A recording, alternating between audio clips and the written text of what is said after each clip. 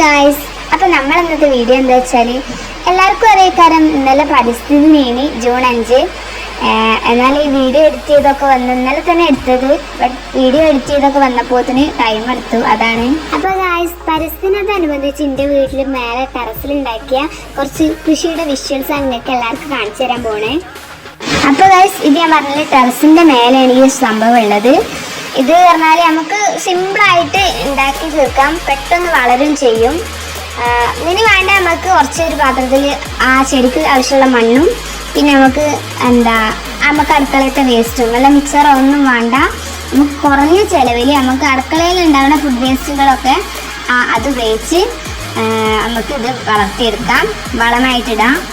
ഞങ്ങൾ ഉണ്ടാക്കിയ വെണ്ടക്കൊക്കെ 15 ദിവസം കൊണ്ട് കായ്ച്ചിന്. പിന്നെ പയറിന് 1 മാസമൊക്കെ എടുത്തിട്ടുണ്ട്. ഞങ്ങൾക്കിപ്പോൾ ഇന്ന് പയറും വെണ്ടയ്ക്കും ചീരയൊക്കെ 2-3 മാസമായി കിട്ടാൻ തുടങ്ങിയിട്ട്. പിന്നെ ഇപ്പം മഴക്കാലമായതുകൊണ്ട് വെള്ളം ഒഴിച്ചെടുക്കേണ്ട ആവശ്യമൊന്നുമില്ല. മഴക്കാലം അല്ലാത്ത ടൈമിലൊക്കെ വെള്ളം ഇങ്ങനെ ഒഴിച്ചു കൊടുക്കുക. അപ്പം നിങ്ങളെല്ലാവരും പരിസ്ഥിതിയായതുകൊണ്ട് ചെടിയൊക്കെ നട്ടുപിടിപ്പിച്ചിട്ടുണ്ടാവും എന്നറിയാം. ഇനിയിപ്പം ചെടികളൊക്കെ ഇല്ലാത്ത വീടാണെന്നുണ്ടെങ്കിൽ, കൃഷിയൊന്നും ഇല്ലാത്ത വീടാണെന്നുണ്ടെങ്കിൽ എല്ലാവരും നട്ടുപിടിപ്പിക്കുക. ഇങ്ങനെ വീട്ടിലെ ആവശ്യത്തിനും പിന്നെ നമ്മളെ ഭൂമിയെ സംരക്ഷിക്കുക എന്നുള്ള ഒരു നിലയിലും നിങ്ങളെല്ലാവരും ചെയ്യുക.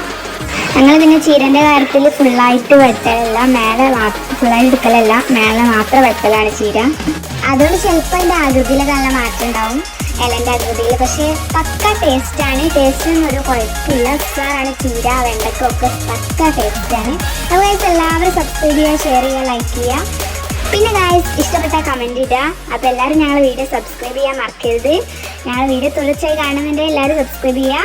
Bye guys.